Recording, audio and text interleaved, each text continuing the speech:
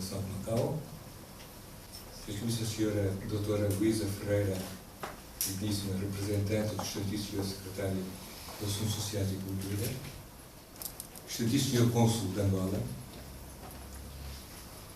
caros amigos, em primeiro lugar, uma palavra de agradecimento a todos os presentes que, portanto, dentro do vosso tempo pouco disponível, quiseram emprestar este momento para juntos homenagearmos o meu pai. Muito obrigado. Quero agradecer também ao Instituto Internacional de Macau, na pessoa do Dr. Coutinho Ramos, pela organização desta cerimónia. Agradecer também à minha professora, a doutora Beatriz, por ter acedido ao convite de se associar a esta homenagem à autora, que conheceu no nosso velho liceu. Ao famoso pintor Liu Manchão, que não se encontra aqui, pelos vistos, pela capa do livro, fantástica capa, que, portanto, deixa-me, portanto,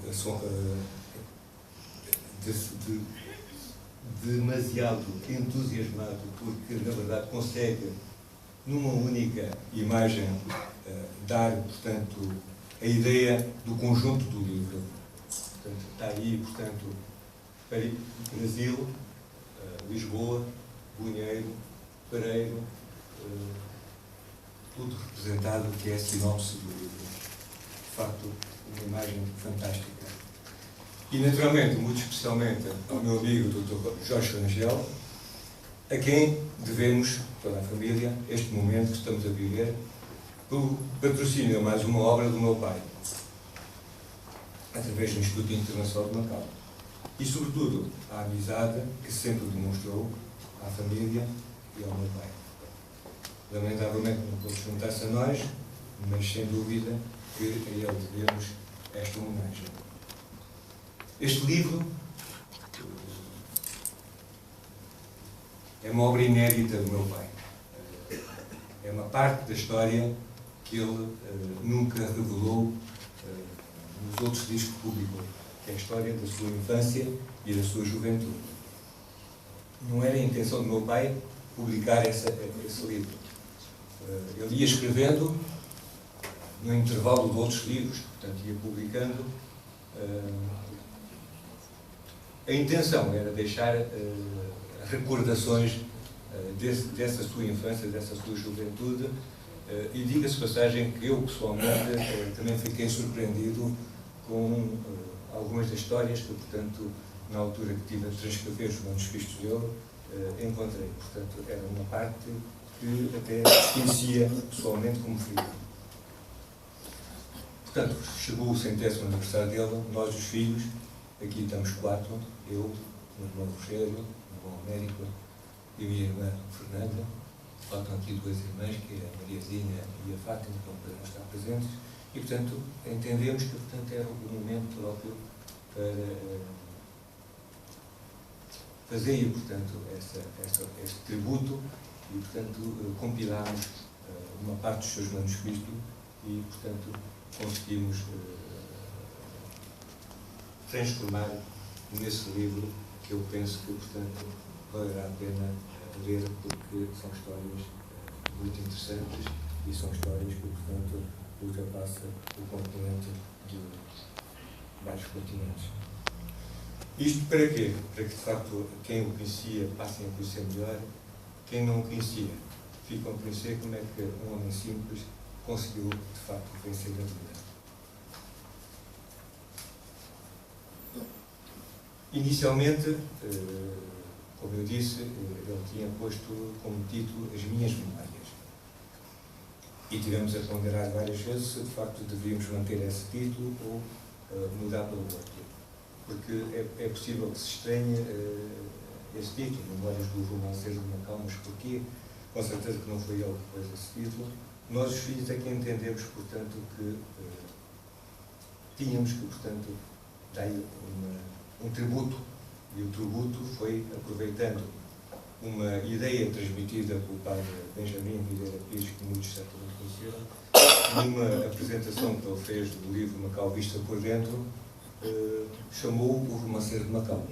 E, sem dúvida, que o meu pai foi, é e há de ser sempre o grande romanceiro de Macau.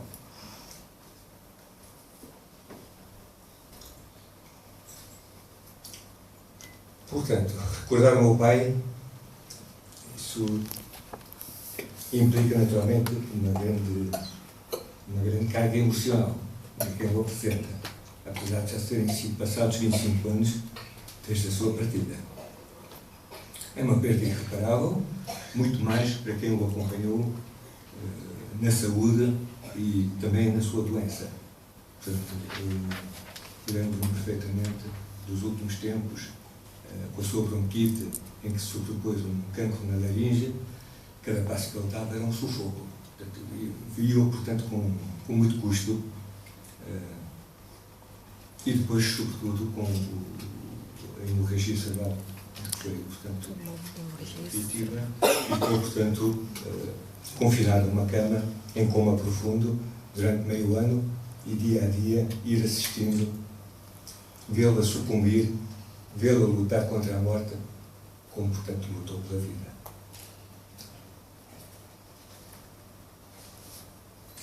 Recorda aqui o autor, uma figura franzina, mas muito enérgica.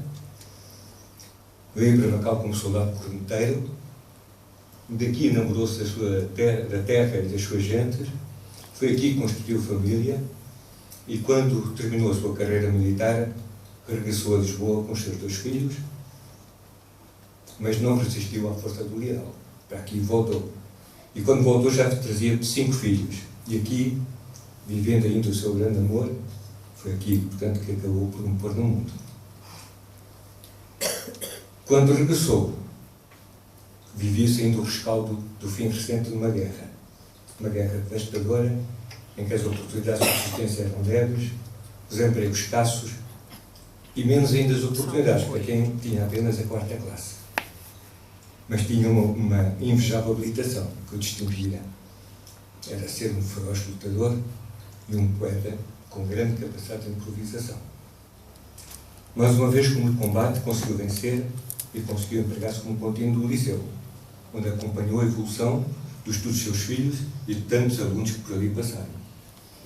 Não passaram gerações, porque o tempo, infelizmente, é curto, mas posso dizer que muitos alunos, desde a década de 50 e 70, passaram por ele e tiveram o privilégio de privar do meu pai.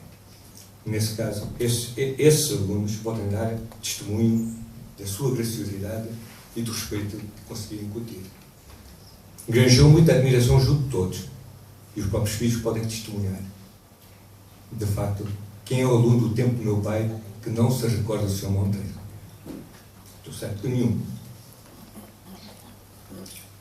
Quem dele se lembra há de recordar-se como o meu pai andava muitas vezes absorvido no silêncio das aulas a compor os seus versos, e levar-se às musas, nos momentos de sublimação e de grande inspiração, e era nos cursos noturnos, cursos diurnos, via-o, portanto, e várias vezes acompanhei-o nesse seu versejar, sentado ao seu lado, naquela secretária do primeiro andar, ao lado da sala dos professores do liceu, onde ele tinha o cigarro sempre ininterrupto, sempre a arder, e debitava nos seus papelinhos os versos que, portanto, vinham da sua alma.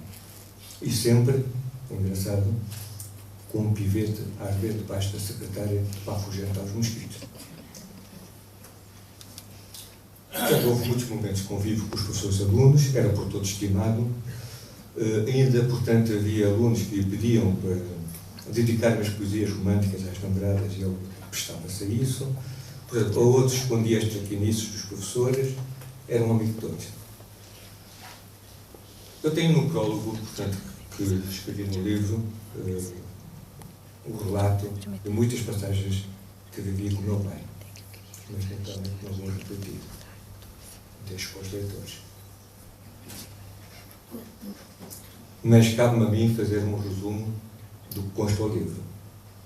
O meu pai descreve, em versos muito sofridos, o seu nascimento, quem cuidou dele, porque não foi contemplado com a aventura de ser criado pelos próprios progenitores. Como diz o ditado, por baixo do menino do borracho, põe Deus a mão por baixo. Foi acarinhado pela sua avó, putativa, pelas suas tias paternas, 2 das quais também, com grande estima dele, viu partir rapidamente fulminadas pela peste. Depois, portanto, por esse acontecimento, o avô putativo estava no Brasil, então partiu com a avó para o Brasil com 5 anos de idade. E ali assistiu ao falecimento do seu padrasto, de quem se sentia muito estimado. Parte desta sua passagem por Brasil ele escreve em versos e, curiosamente, versos no dialeto brasileiro, que eu, sinceramente, ao transcrever, senti enorme dificuldade, porque não conhecia o dialeto brasileiro e tive que me socorrer de inúmeros dicionários para ver se, de facto, as palavras correspondiam. Portanto, foi um trabalho que, de facto, foi cansativo, porque obrigava a pesquisar e nem todos os dicionários dispunham dos termos que ele empregava. E, curiosamente, não só neste livro, como em vários outros, ele tinha, de facto, um vocabulário muito rico. E eu lembro-me, portanto, nas minhas aulas de português, quantas vezes até o meu professor de português, às vezes, fazia um intervalo e ia perguntar ao meu pai sobre o significado de alguns termos que vinham dos livros, que até o próprio professor de português desconhecia. É uma recordação que tenho desse tempo. Depois regressa a Lisboa com 10 anos de idade e nesse regresso ele consegue escrever com grande elevação poética esse percurso por Lisboa, descreve o Tejo de uma forma tão fantástica que eu penso que até merece, portanto, uma composição musical. Dessa passagem por Lisboa, naturalmente por dificuldades da época, regressa novamente à aldeia com a sua avó, para a vida do campo, uma vida, portanto, muito rude, como ele descreve a rudeza do viver dos pobres. Depois relata, portanto, em poesia mais animada, todos os usos e costumes da aldeia, as festas e canções populares, as romarias, os serões que se passavam na aldeia, as desfolhadas, e uma coisa curiosa, numa passagem que eu fiz, portanto, pela sua aldeia com o meu irmão Rogério, para ir buscar umas ilustrações e para confirmar, portanto, alguns dados, com grande surpresa nossa, contactados os habitantes da aldeia, eles mostraram-nos que, de facto, tudo quanto lá estava tinha uma precisão que muitos dos habitantes locais reviveram, portanto, o nome de várias pessoas, várias famílias que por lá passaram, que já nem se recordavam, e o meu pai, de facto, consegue, nesse livro, fazer figurar todas essas famílias das aldeias que ele conheceu na sua infância, o que eu acho que, de facto, é uma coisa, portanto, de grande valor. Depois contém ainda algumas passagens da sua luta em Lisboa, a partir da sua puberdade. Agarrou-se a vários ofícios para ganhar os meios de subsistência, porque a avó já nem podia valer, desde merceando de mercearia a trabalhar numa carvoaria, a tudo ele se apegou, até ver a tropa como o único refúgio e o único recurso para sobreviver aos momentos difíceis de então. E depois também tem, portanto, uma parte interessante dele, em todos os livros ele tem isso, é conseguir condimentar as tristezas com os pozinhos de bom humor, para descomprimir a alma. Portanto, no fundo, esta é a sinopse do livro. E um dos exemplos dessa descompressão, eu não pude resistir à tentação de deixar, portanto, no livro, foi o epitáfio que ele, portanto, fazia nas suas, portanto, brincadeiras de então, em que ele fez um epitáfio à sua própria pessoa, que, portanto, diz assim: corpo à terra, alma ao céu, e em paz nesta sepultura, apodreça quem bebeu mais vinho que água pura. Não pude resistir a deixar esse epitáfio que ele fazia. Portanto, acho que, portanto, tem sonetos com grande tristeza, sonetos muito interessantes, versos de grande valor métrico. Não sou pessoa, naturalmente, para fazer essa crítica. Com certeza que a minha mestra, a minha professora, a doutora Beatriz, tem com certeza esse mérito e vai com certeza fazer essa apreciação. Eu não tenho, mas pronto, não fui um grande aluno de português, mas tive, portanto, tenho orgulho de ter tido a melhor nota no exame do liceu. Foi a melhor nota da pauta. Até me espantei como é que eu consegui ter aquela nota. Mas tive essa melhor nota, sem dúvida. 6,2 valores, e o exame era sobre alto da alma, e eu, sem dúvida, que ali consegui mostrar ao professor que me dava sempre 8 nas chamadas. Eu não fazia pergunta nenhuma. Chamavam, tal, mandavam-me ler, e a partir daí falava. Chegava ao fim, patata, não percebe nada. Acabou o 8. E era sempre 8 que eu dava. E eu consegui, de facto, mostrar que a merecia o dobro. Portanto, histórias de encantar que ele tem sobre os costumes do Brasil, da fauna. Ele descreve a fauna do Brasil com uma grande precisão. Muitos picharocos que ali estiveram estão descritos. Tive que os procurar, quase todos, que eu não reconhecia nenhum. Nome de pássaros que eu, de facto, nunca imaginava existir. Nome de coisas interessantes. Portanto, tudo consta desse livro. Portanto, penso que esse livro abre horizontes na cultura de quem lê. Tem também uma prosa que ele escreve, raramente ele escreve em prosa, mas tem uma prosa. Acho que é uma leitura que eu recomendo a todos, não por ser apenas o livro do meu pai, mas principalmente por isso e principalmente por a riqueza que está no livro. Mais uma vez, quero agradecer a todos os presentes pela paciência que tiveram de me escutar, por se unirem nesta justa homenagem ao meu pai, nesse seu 100º aniversário, por levarem para as vossas bibliotecas pessoais esta obra do meu pai, que eu considero uma relíquia que se deve preservar. E principalmente quero agradecer a vossa amizade, trazida nesse gesto que nos acompanha neste momento tão especial. Também quero agradecer a quem não pôde estar presente, ou quem não pode estar presente por motivos extremos da sua vontade, nomeadamente o meu amigo Dr. Jorge Rangel, que deixou uma mensagem de grande sensibilidade e que o bastante comoveu, e que tenho a certeza que ele vive este momento com a mesma grandiosidade com que eu estou a viver. Porque ele, de facto, tem sido singular a enaltecer e a impedir que se apague a memória do meu pai. Ao Instituto Internacional de Macau, aqui representado pelo Dr. Rufino Ramos, o bem-aja da família do autor, pelo patrocínio mais uma obra, sem a qual não teríamos a oportunidade e a magia de vivermos e de podermos homenagear com esta distinção.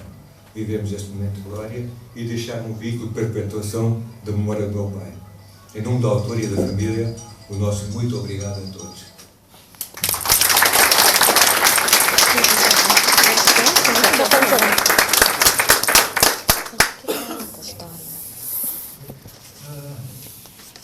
Foi uma intervenção muito Não é para ali a mexer naquela. E peço que me dispensem das saudações formais, que é para não quebrar o clima. Pronto, então boa noite. É assim, eu tenho um prazer enorme em estar aqui. Eu estava em Portugal quando o Rogério me mandou um mail e tive todo o gosto em imediatamente dizer que aceitava fazer este trabalho hoje, porque não é trabalho nenhum, é uma homenagem muito justa e que cabe pela data mais do que bem, muito bem, cabe muito bem. Bom, eu tenho uma ligação pessoal com o Sr. Monteiro, JJ Monteiro, que me ficou do tempo do liceu, quando ele ocupava uma secretária à saída da sala de professores e das salas de alunos, e realmente estava sempre presente, estava sempre atento, mas se por acaso eu não tivesse aula, tivesse um furo, naquele furo eu verificava que ele estava na secretária absorvido a escrever. E era realmente o que diz o Joaquim, ele ocupava-se em todos os tempos livres a escrever. Eu não sabia bem o que era, via-o escrever. Não imaginava o que é que aquele homem podia escrever, não tinha a mínima noção.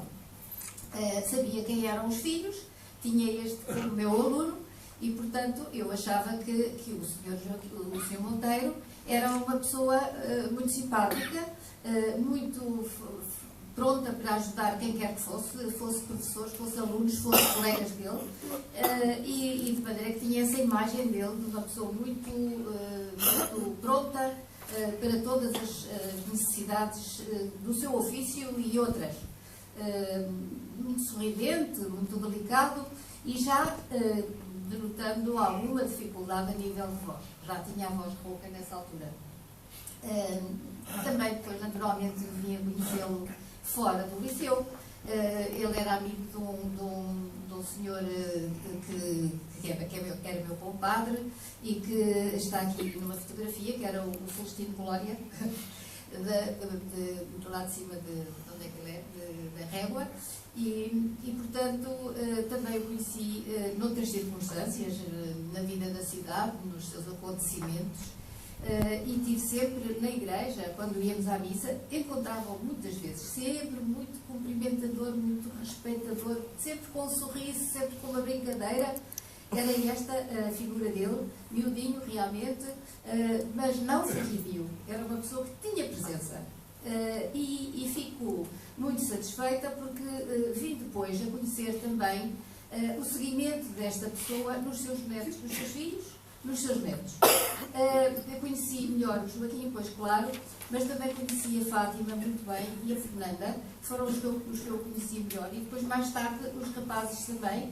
A outra moça, Mariazinha, eu não conheço, acho eu, não me lembro dela. Mas depois apanhei netos, netas e mais netas. E algumas estão aqui. Bom, eu espero que elas não tenham assim uma recordação muito tomada da sua história, mas enfim.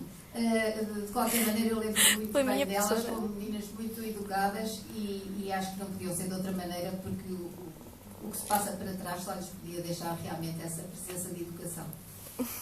E fico muito contente pela gratidão que os filhos mostram ao fazerem esta cerimónia e ao fazerem esta homenagem ao pai com a publicação deste livro, que era realmente um pecado não publicar. Os filhos estão todos envolvidos nesta alegria e nesta gratidão, mas as palavras do Joaquim no prólogo deixaram-me muito sensibilizada, porque o Joaquim não é, apesar do 16, não é um homem de letras e, portanto, eu não esperava que ele fosse tão expressivo no prólogo como foi. Eu própria senti emoção a ler, porque ele utiliza, ao escrever, um diálogo mental com o pai. Meu pai, ele faz aquele vocativo, meu pai. E quando ele diz meu pai, eu arrepio-me a ler o que ele escreve. E, naturalmente, também sou muito sensível ao golpe que ele, como médico, sofreu a acompanhar a situação do pai incapaz. Não é? Enquanto pôde ajudou, quando não podia mais, não pôde ajudar, e o golpe foi mais provavelmente para ele, que se sentia impotente. Da infância de Joaquim, e eu, como tenho a obrigação de ir ao texto, vou aqui buscar na página 12, creio eu, 11, 12, da infância de Joaquim, tenho assim. Jamais poderei olvidar as noites que passei ao seu lado como companheiro fiel e que hoje qualifico de verdadeiro deslumbre e magia quando aceitou acumular as suas funções com o trabalho noturno no liceu, ficando eu a apreciar o seu imparável gracejar enquanto cumpria com as minhas obrigações escolares, que era mais novinho, apesar de apenas com pausa no seu jantar que trazia preparado da casa escrupulosamente conservado numa marmita, partilhando ambos aquela velha secretária do átrio contíguo às salas de aula. Nem nunca poderei esquecer as conversas animadas que tínhamos, as caminhadas saudáveis e aprazíveis que fazíamos ao luar da regresso à nossa casa após o encerramento e o seu infalível suspiro de mais uma noite de fado, é o aspecto divertido que ele punha nas coisas que lhe gostavam. Fazendo-se acompanhar da sua inseparável e polida pasta na mão, onde guardava todo o tesouro destes seus versos, e prendando-me ocasionalmente, no verão, com um delicioso ice cream comprado àquele conhecido vendilhão à luz de uma lamparina da vetusta e repousante baía da Praia Grande, hoje completamente transfigurada. Temos aqui outro poeta. Então, a infância de Joaquim liga-nos à infância do próprio autor J.J. Monteiro. O J.J. Monteiro cresce num ambiente marcadamente, vincadamente feminino, como o Joaquim também já disse. E, portanto, esse ambiente feminino vai, de certeza, ter um papel marcante na sua personalidade, na sua maneira de ser. Ele é um homem muito sensível. essa sensibilidade que é viril, porque ele é homem, é entretanto uma qualidade que se agiganta mais nas mulheres, portanto ele herdou, ele percebeu e transformou para si. Ele cresceu na Ria de Aveiro, naquela zona de horizontes abertos, naquele horizonte de paz, de vida laboriosa, tanto no campo como no mar, ou na apanha de Muriço.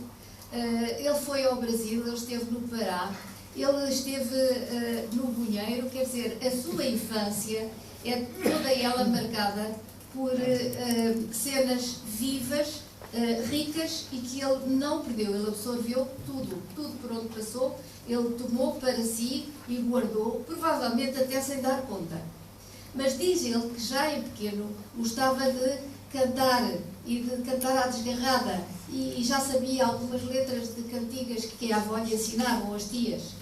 Portanto, isso num garoto com 5 anos é já um pressuposto, é já uma predisposição. E este livro é todo ele um testamento sentimental. E eu acho que ele foi feito no que eu gostaria de chamar versos de 3 dimensões. Versos a 3 dimensões. Poesia a 3 dimensões. Porque o que ele escreve é tão vívido, tão rico de pormenores, tão bem adjetivado, sem ser demasiado, sem ir para o barroco, que na verdade nós vemos o que ele descreve. Vê-se, quer dizer, é um filme esta vida, é um filme. Ele depois não tem pejo em abreviar, não tem pressa nenhuma. Ele conta os pormenores todos que lhe vêm à cabeça. E tudo em verso. Portanto, tem uma facilidade enorme em fazer poesia, em pôr em verso, e também tem uma prodigiosa memória. Tem uma memória fantástica, e o livro é todo ele uma obra de fogo. É uma obra de fogo. Isto não, para já, nem sequer é o único. Este é o 7º livro de 6, que ele fez 6 livros e tem 6 filhos. E agora os filhos devolvem-lhe para o 7º livro, que ele próprio também escreveu, mas é realmente uma obra de fogo que vai se acrescentar a outras obras de fogo, porque eu não imaginava que fosse possível, depois de escrever o Macau Visto por Dentro, vir a escrever este livro. O Macau Visto por Dentro devia-se chamar uma Homoníadas, à maneira dos Lusíadas, é a história da Homune, é Homoníadas, porque é uma coisa onde está tudo o que diz respeito a Macau. Onde está a história de Portugal e a história de Macau inserida na história de Portugal.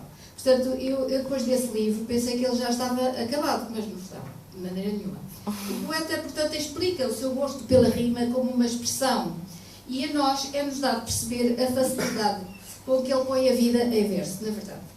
Isto vem numa certa tradição também, com a facilidade que ele tem para festejar, vem numa tradição portuguesa de trova popular, dentro dos cancioneiros medievais, que há trovadores populares, muitas das vezes com escassa escolaridade, não é? Que era o caso. Muitos deles sem escola, portanto, mas que acabam fazendo escola, que é o caso dele também.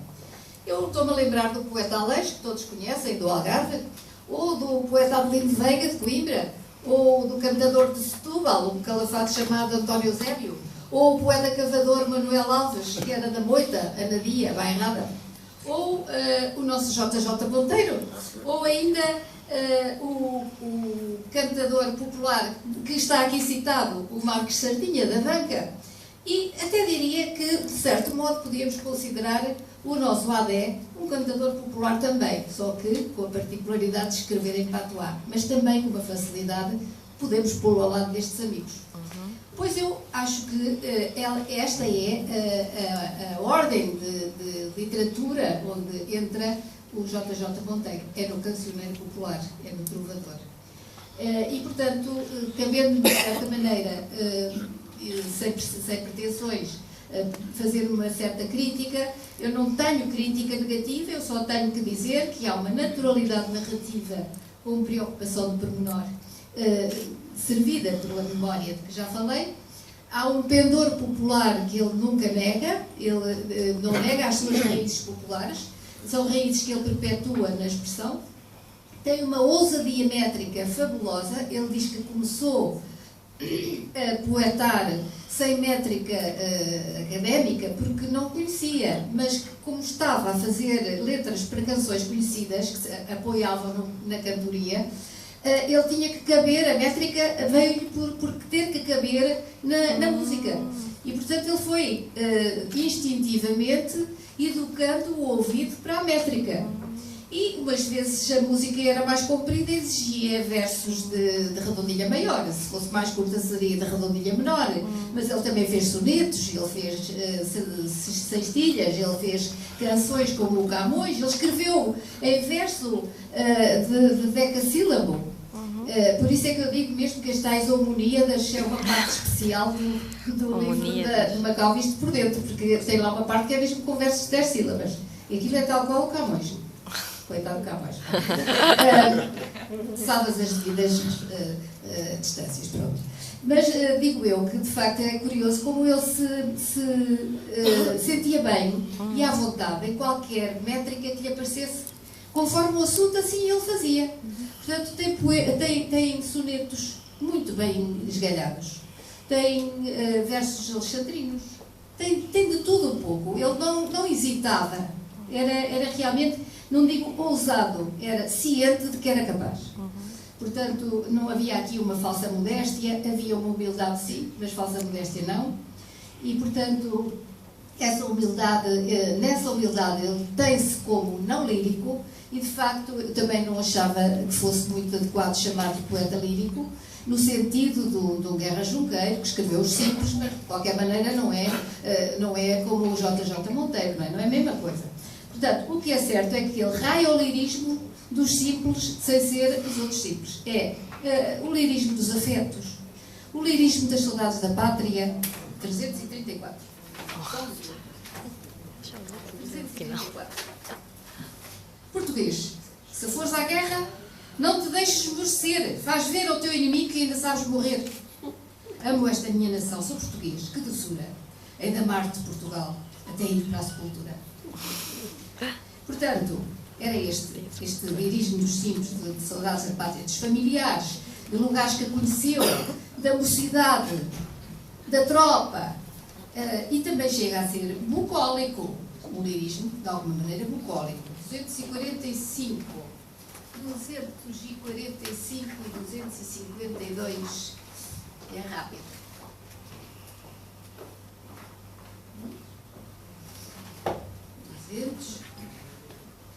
245. O campo, não, aqui. O campo é tudo o que há de mais bonito. O campo é um cenário infinito, um Éden de alegrias e de amores, cantado por poetas trovadores. O campo é todo um circo de verdura, que apenas tem por bela cobertura a abóbada cinzenta lá dos céus. O campo é toda a graça do bom Deus. O campo, finalmente, é um primor, cheio de paz, de luz, vida e amor. Ou então, vemos verdes comiadas, regatos, campos, vinhedos, largas ladeiras toucadas de frondosos arvoredos. Pelas vertentes da serra correm águas cristalinas para refrescar toda a terra, tornando-a em verdes campinas. Como barreiras de argila, eis rochas de cores várias, um voado, uma vila e casinhas solitárias. Pinta, não pinta. E eis mais além, nas quebradas, girando devagarinho, as velas esbranquiçadas de um pequenito moinho. Outros encantos tamanhos alindam esta paisagem, que é o balar dos rebanhos saboreando a pastagem. Bom, eu acho isto bucólico. Acho isto realmente de algum lirismo interessante. O homem era otimista. A vida correu-lhe muito mal, mas ele não ligava ao que lhe correu mal na vida. Portanto, ele dava sempre a volta e ele nunca desistia. Era um lutador. Um lutador com otimismo e com alegria. Religioso como muito poucos. Respeitoso das tradições, como o Joaquim disse, são as desfolhadas, são as romarias, com os dias marcados, com as poesias que se diziam, são as janeiras com os versos todos que se cantavam à porta das pessoas. Esses versos hoje caíram em desuso, ninguém canta aquilo tudo, mas ele lembrava-se tudo e pôs.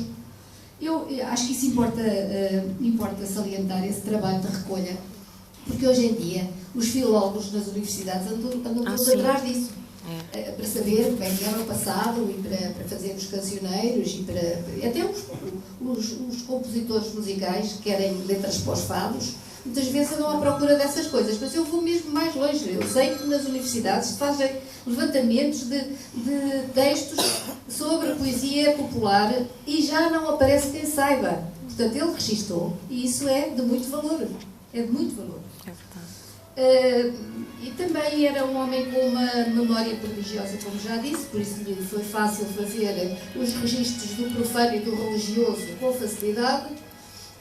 E teve uma experiência vasta nessa vida que ele peregrinou pelo mundo, uma vida de provações, de sofrimentos, de convívios com gente de toda a espécie, de boémia, que ele não escamoteia, que conta, que pormenoriza, e também de valores familiares que ele reuniu e que quer transmitir, e transmitiu pelos vistos, como se vê-se mesmo.